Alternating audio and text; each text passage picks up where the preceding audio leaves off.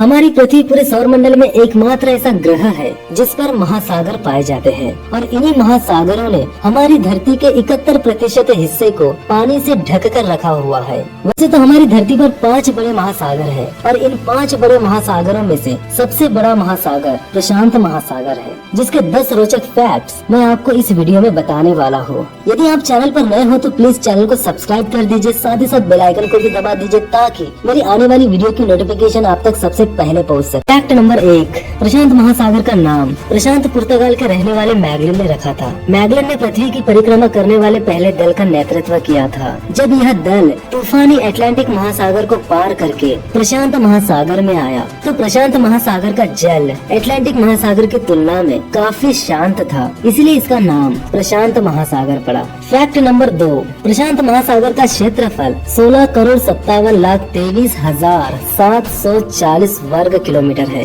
अर्थात इसका क्षेत्रफल अटलांटिक महासागर के 2 गुना से भी अधिक है। यह पृथ्वी के संपूर्ण क्षेत्रफल के लगभग 32% और जल क्षेत्र के लगभग 46% भाग पर फैला हुआ है। फैक्ट नंबर 3, मारियाना ट्रेंच धरती की सबसे गहरी जगह। वहाँ समुद्र की गहराई 10,898 मीटर से 10,916 मीटर तक है, यानी करीब 11 किलोमीटर की गहराई। यदि हम मारियाना ट्रेंच की तुलना माउंट एवरेस्ट से करते हैं तो माउंट एवरेस्ट की ऊंचाई धरती की सतह से 8,848 मीटर है, जबकि मारियाना ट्रेंच की गहराई समुद्र सतह से 10,916 मीटर है, यानी माउंट एवरेस्ट से मारियाना ट्रेंच 2,068 मीटर ज्यादा गहरा है। और कमाल की बात यह है कि धरती की सबसे गहरी जगह मारियाना ट्रेंच कहीं और नहीं बल्कि प्रशांत महासागर में ही स्थित है। फैक्ट नंबर 4, प्रशांत महासागर इतना बड़ा महासागर है कि इस महासागर के अंदर भी कई प्रकार के सागर मौजूद है, जैसे बेरिंग सागर, ओखोटस्क सागर, जापान सागर, कोरल सागर, अराफुरा सागर, तस्मान सागर, पूर्वी चीन सागर एवं दक्षिणी चीन सागर। ये सभी सागर प्रशांत महासागर में ही पाए जाते हैं। फैक्ट नंबर 5, प्रशांत महासागर कई सारे समुद्री जीवों का घर है, जिनमें से कुछ समुद्री जीव ऐसे हैं जो पूरी दुनिया में केवल प्रशांत महासागर में ही पाए जाते हैं, जैसे कि किलर व्हेल। ये मछली